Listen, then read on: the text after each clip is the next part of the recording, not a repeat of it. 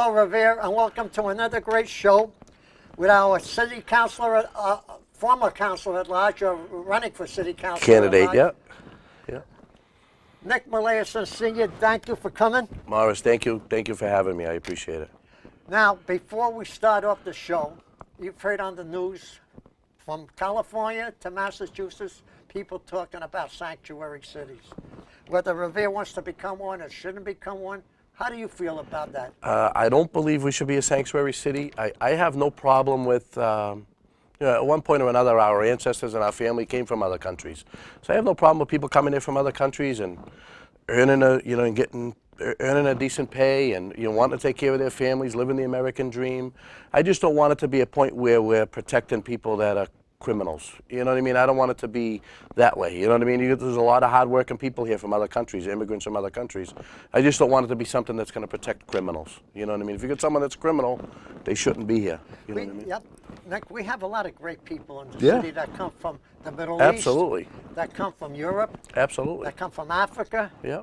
And they come here legally, and Yeah. they do a good job. That's and the they way it work, should be. Pay taxes and everything else. Yeah.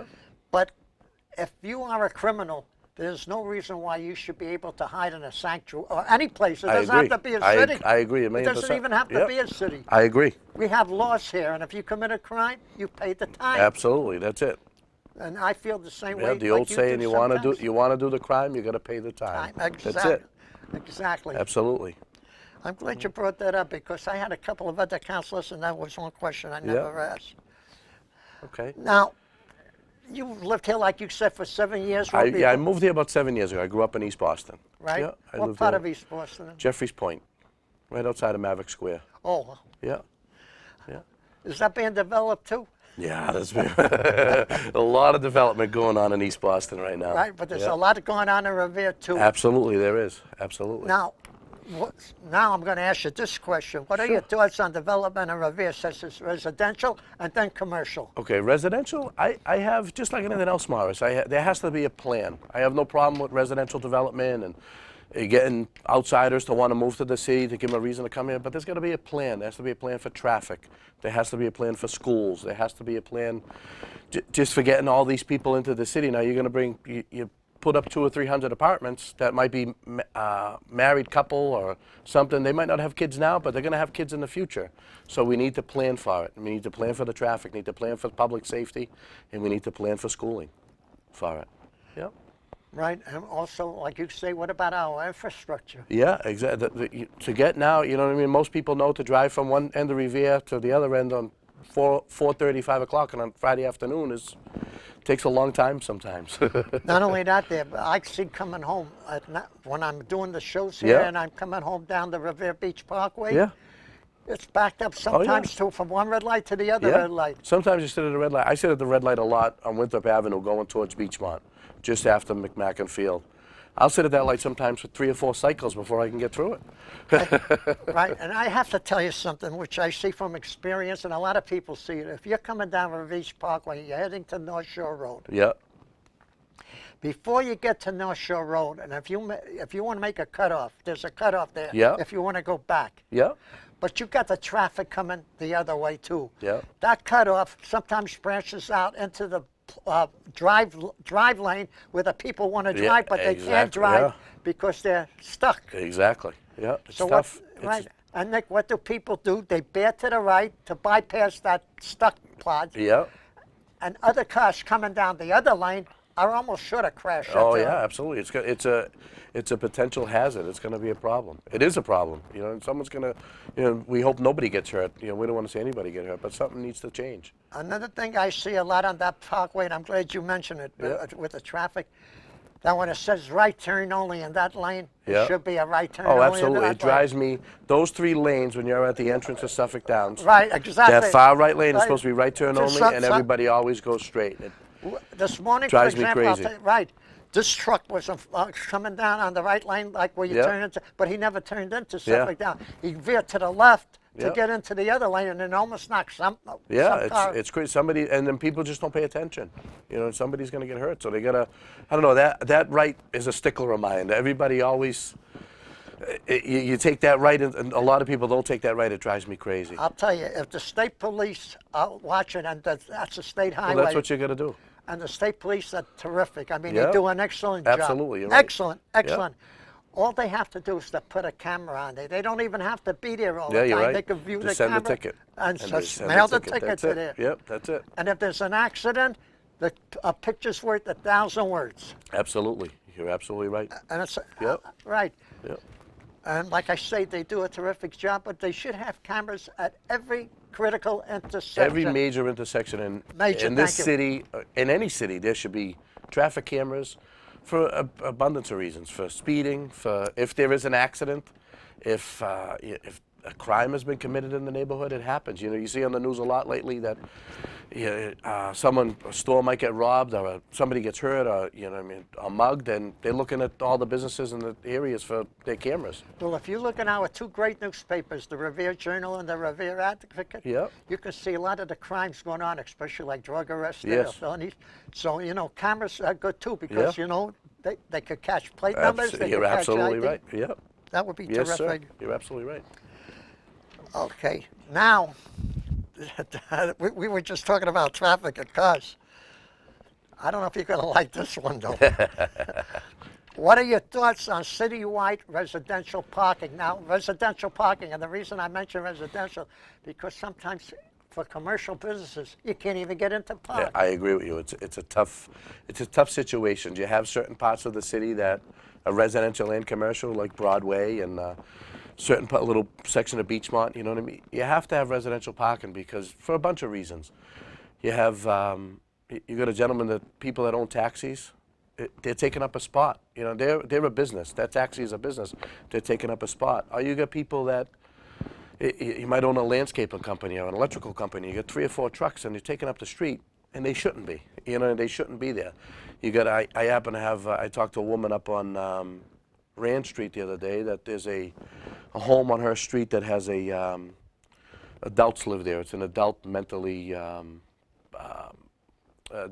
adults that are mentally challenged that live there. Yep. It's a home, so they have caretakers that take care of them every day. So those employees, there's 4 or 5 employees in that building, take up the street all day long. And not only do they take up the street, they're parking illegally, and they get the no parking here to corner sign on every corner, so that way a fire truck can always take the turn. Well, these vehicles are parking not only going in the wrong direction, but they're parking past that sign. So you need to have resident parking. You need to have it citywide. You know what I mean? And people will say, well, if you have resident parking, what about our visitors? Well, I know in the town of Winthrop, because my kids live there now, if you're a resident of the town of Winthrop, you go get your sticker every year, it's like $15. They give you 1 pass for a visitor. So that way I have a relative that comes to visit me, they can use a visitor pass for 3 days in a row without getting a fine. That's the most you can use it is 3 days. If you use it more than 3 days, then they say, something's going on here, well, this person's gonna get a fine. So resident parking needs to be something that has to happen in this city. Yep. Absolutely. Now, we were talking about before we went on the air about education. Yeah. Now, at the same time that you're running for Councillor At-Large, there are also people running for school committee. Correct. But you're not running for school committee, No, right? no. Okay. How do you feel about I hear rumors about a new high school. Maybe you can enlighten me on that. I think with the way technology has changed over the last 10 to 15 years, we need a new high school. The high school we have now, it's got some issues. So I think we definitely need a new high school to bring us into this And where next would you century. put the same place with the old one? Well, that's the problem. Depending- Here in the City of Revere, it's hard because you can't just tear down that school and build a new one because you need to put those kids somewhere for the school year. Yeah. So my actual thoughts were to build it Adjacent? adjacent to it, so that way when the time comes, you can just tear down the old school and the kids will be in the new school. It's like anything else. There's growing pains. You need the new school. It's something that we definitely need in the city. So we have to figure out how much is it going to inconvenience the neighborhood people around the school, and how much is it going to inconvenience the athletic programs that go on behind that Rumney Marsh field. So we got to work it all out, and hopefully we don't inconvenience people too much. But it's definitely something that's needed. Right, but I was just thinking that new high school Yep. has to be made not only for the present population, but to project the population in the future. Exactly. Yeah. So if you build a high school now, you know, probably average construction will be 2 or 3 years. You got to plan for that high school for 5 years from now, 10 years from now. You could probably got to plan it out 15 or 20 years, especially with all this development that's going on, all the residential development. You got to plan it out accordingly. You know, everything is all planning, no matter what you do. Everything is planning. It's I gotta live be in the planned Beachmont right. section of Revere. Yep. Near the Garfield, well, it's Okay. not the Beachmont section, but it's close to it, the Garfield. There's residential buildings going up there. Yep. There's a whole bunch down. I noticed they're not finished yet on Ocean Avenue, way down there at the Yep. end by Revere Street, Yep. that area. What are, all these people are going to go there. They're going to have cars. Kids got to go. Well, that's the problem. Is all these developers that come in, they say, well, we're near the train station, and a lot of these people are going to be working in Boston, and they're going to be commuter generated. They're going to be commuter tenant. Well, no, they're not. You know what I mean? We want to believe that they're all going to be. You know, but it's going to happen. They're going to have vehicles. They're going to have children in a few years. You know what I mean? You might get a couple that's in their early 30s and they're both working right now, but eventually they're going to get married, or they might already be married. They're going to have children, so they got to go to school somewhere. Right. Yeah. Now you could expect, like today, I know it wasn't when I was a young man, but today married couples have 2 cars, one for the wife, Absolutely. one for Yeah. the husband. Absolutely. Maybe sometimes for the mistress, but that's,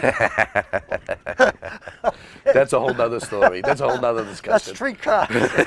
No, but with all kidding aside, that is, when you think of it, the way traffic is congested right now, it's only going to get worse. It's only going to get worse if you don't plan the Right. infrastructure, and if you don't change the traffic patterns, and if you don't change, you got to plan accordingly. You know, you got to plan accordingly for stuff. Well, they have people that do that in the city of Yeah. Revere. We have great people that would Absolutely. do Yeah. that. Now, I want to get into something over here. We have roads. Sometimes when it rains heavy, they do get flooded, Yeah. like you see on TV with the cars. How do you feel about the drainage in the city? You've been around, have you? I know the last few months I've been around a lot of places. Oak Island area, areas like that. You got West Revere that has a lot of drainage problems. We have to figure out how to fix it. You know, some of those drainage systems are over 100 years old. I actually have a relative that lives down on Avalon Street behind the Garfield School, and Avalon Street? Yeah, Yep, I there's- know a family that lives there. yeah, there's an issue there right now that I guess there's a drainage pipe that goes into underneath the train tracks for the Right. MBTA. Yeah, I know So exactly. the MBTA won't let Revere DPW on the property to fix it. They won't? No, they won't. This is what I've heard. You know, I've talked to a council the other day, and so we've done what we could do. The MBTA, the city's done what they can do, but the MBTA won't let us on their property to fix that drainage pipe. So there's a pothole on Avalon Street now, right to the garage that goes into the Garfield School. That's probably 3 by 3 that But let me fills ask you- constantly. Right, but Yeah. that pothole could turn into a sinkhole if the Absolutely. water keeps piling It up. absolutely could be. I guess what's happening now, there's a wall on the MBTA property that drain pipe, the water just hits that drain pipe and comes back. Just hits that wall and comes back. It's not draining properly. And there's no way to bypass that? Well, I'm sure there is, but the MBTA isn't playing ball with us. You know what I mean? From what I hear, I talked to the council for that area, and that's what he told me, that there's an issue. Obviously, the MBTA is not going to do any work on the city property, and the city won't let us on the MBTA won't let us on their property. But we have to work together. We're two government agencies that need to work together and fix it for the neighborhood. Right, you know, I used to work down off the summertime many years ago at the Garfield School. And are you talking about the water that runs adjacent with the tracks that runs down there? There's like a little creek, right on the fence in the back. If you turn onto, here's the back of the Garfield School, the 2 Right. garage doors that are there. Yep, Then there's the pedestrian walkway that goes up over the tracks. right. The pothole's right in front of the garages. I know exactly Right in what front of you're the doing. garages. My friend, I have a relative who lives right on that corner. Her front door is actually on Avalon Street, but her backyard is on that other side street there. So when she goes up on her driveway, the pothole is, one of these days, her car is gonna go right in it. That's how big it is, yeah. No, you know, I hope the MBTA, and I think they're great, because I'll tell you why.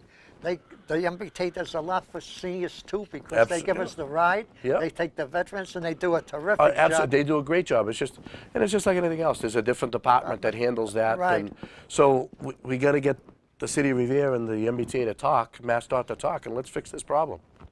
You know, that's how I look at it. You know, I always said there is not a problem that cannot be solved. You're absolutely right. Okay.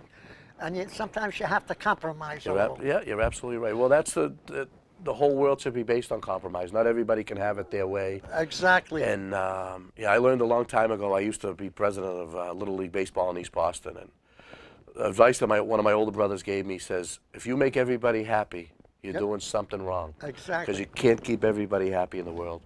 And some people have to compromise. You know, it's just the way what I was life going to is say, based if you on. make everybody happy, you make no one happy. Exactly, exactly. Yeah. Right, Nick? Thank you. Yes. Okay, let's talk about education per se. Okay. You know, you got people running for school committee, but we'll forget about them. But Yep. we'll talk about education in general. Yeah. How do you feel about that? Education and education in the City of Revere. You know, my kids. When at one point I did live in Revere in the early 2000s. I was here with my wife and kids. So my kids went to the Beachmont School, and they loved it. I think Revere's got a lot of great teachers, a lot of great schools. I just want to make sure everything's up to date. You know what I mean? As far as, you know, my biggest pet peeve with any school, not even just the City of Revere, no teacher should have to go buy their own school supplies. And some of them do. Some of them do. Exactly, and you know they're already not getting paid. You know their salaries aren't the best in the world now, and now they're buying their own school supplies for their class. That's something that shouldn't happen. You know, it should just whatever you need, you need.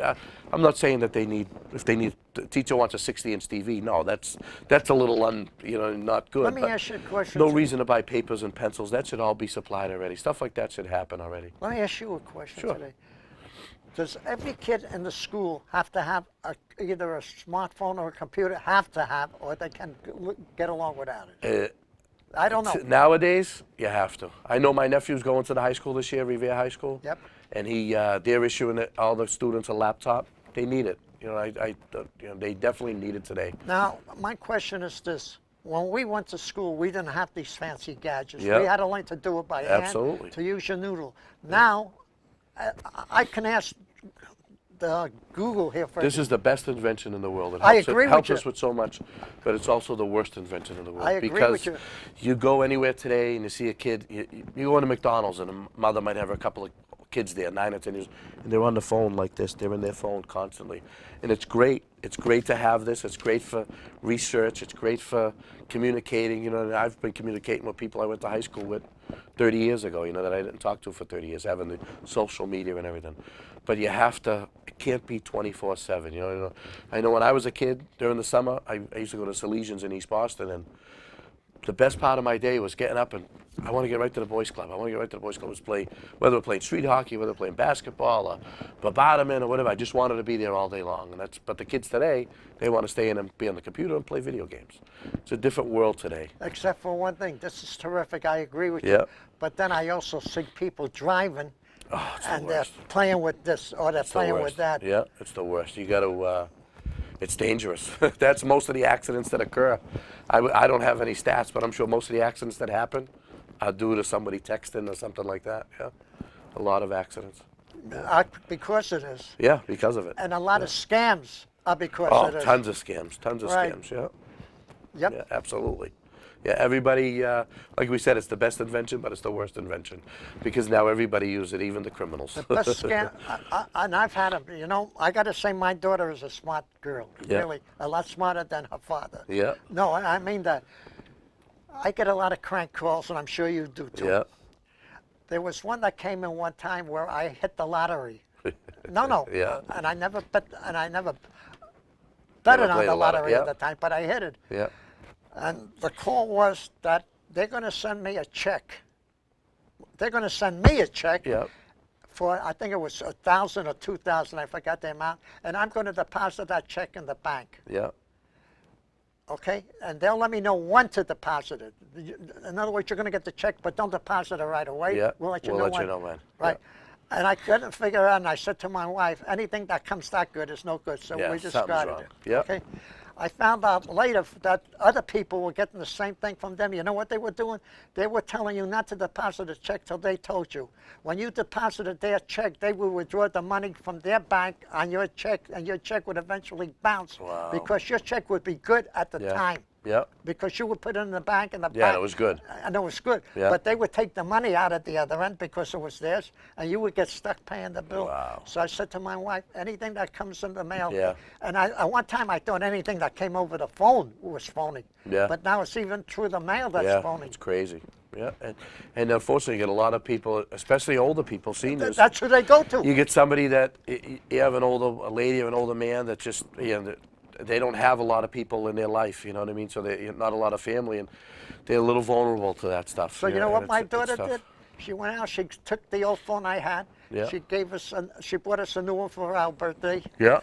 and it has the word block on there. So if you call up and I hear anything that you want to solicit, Yeah. bingo, block. Hit the block button. Now St. Jude, which is a great organization, Absolutely, yeah. they also call you to collect money. I called them back to make sure I got the right number Yeah. because I know what town they're in. Yeah, you have to. And they said, yeah. And when they said, yeah, we knew it was Yeah, legit. that's great. You have to. Unfortunately, you gotta, like we said, it's a great invention, but you gotta be on your guard. You want to be nice to everybody and help out, but you gotta be on your guard. People don't unfortunately. know this, but a lot of people, some do, some don't. For example, I call you, and you got, if your number says unlisted, forget it. I don't even want to hear from you. Yep. Okay? If you check that number that you called me, and I had the number that you called, I type that back into the computer. Yeah. That'll tell me whether your company is legit or Exactly. whether Yes, it's it will. Yeah. Yes, it will. There's a bunch of websites to do that now to Right. see what the number is for. Yep. Exactly, which is You a good have way to. of checking it. Yeah, you have to. Okay, now I want to talk to you about cameras, putting them on where there's a lot of accidents and a lot of traffic. Okay. Like I said, we had talked about it a little earlier. Every major intersection, even secondary intersections that aren't, you know what I mean? Like Broadway is a lot of major intersections on Broadway, but you also get a lot on Revere Street. You also get a lot on Beach Street. And I know it costs money, but it could also be cost effective because you can give out tickets, people that are running lights, people that aren't taking that right at Suffolk Downs off of the Parkway like they're supposed to. You can pay for it with those tickets that you're giving out. You know, we need to do something. I think like I said, every major intersection and every public playground or park or school should all have them. Absolutely. How do you feel about the statement, Nick, when you hear people saying, I've heard them say that, well, Big Brother's watching you. They got cameras all over the place. You know the way I feel? If you're not going to do anything wrong, why worry about it? If you're not doing anything wrong, you have nothing to worry about it. If you're out in public, Right. It's good. you're out in public. There's nothing, there's nothing you can do about it. There's cameras. All the major cities around the country have cameras Exactly. everywhere. If it so wasn't no for the reason. cameras, they never would have caught the Boston bombers You're because it absolutely was right. the cameras that gave them away You're with the absolutely backpack. right. Yeah, you're absolutely right. So I have no problem with cameras. Neither do I. All over the city. You know, high traffic. You know, if you get certain areas of the city where there might be drug problems, you know what I mean? We Stuff do like have that. them in the city. Absolutely. We have them. There's a major drug problem in the city. Revere Police did a great job the other day with a big drug bust. Got 23, I think it was 21 or 23 guns off the street. Wow. In the city of Revere. And That's good. It's a great job, you know what I mean?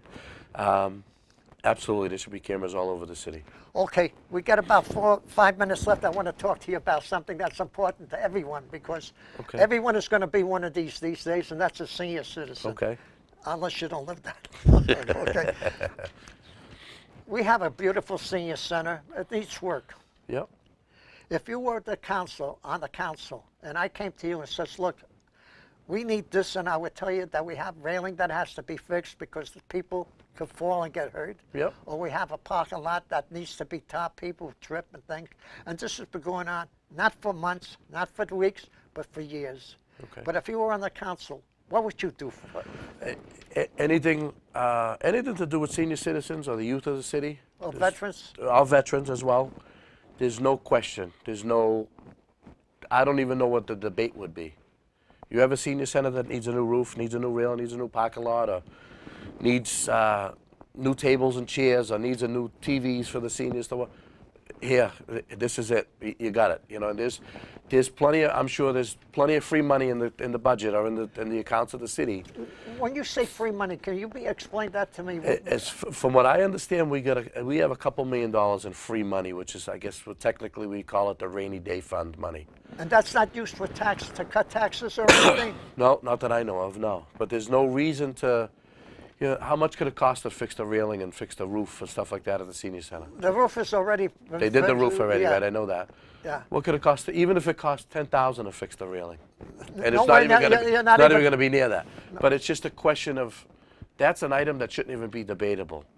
Here, they need it. That's it. They get it. You know what I mean? You know what hurts me the most is some elderly person, and I happen to be one, like, who Yeah. comes down the street with one of these, Yeah. a cane or a walker. And they lean against our railing, they're going to go right Yeah, down. it's not good. It's not good. It definitely needs to be fixed, and it shouldn't be anything that lasts days, weeks, months, or years. It needs to be fixed. And we have a away. terrific city council here too. We do. And Yeah. I hope if they're listening, please take care of that problem. We love you, but Absolutely. take care of There it. is a great city council right now. All the council members are great. They are. They Yep. are. They've been very good and very helpful to, Yep. to the seniors. But sometimes you do the big things, and it's the little things that create the problem. Exactly. Yeah. Well, and sometimes you're so concentrated on the big things, you forget about the small things. And Exactly. Now, we got 2 minutes and 18 seconds, so why don't you take a couple of minutes to yourself? Okay, great. Like I said, my name's Nick Moulaison, Senior, running for City Councillor at Large. I grew up in East Boston. I've been in Revere now 5 or 6 years. I want to make a difference.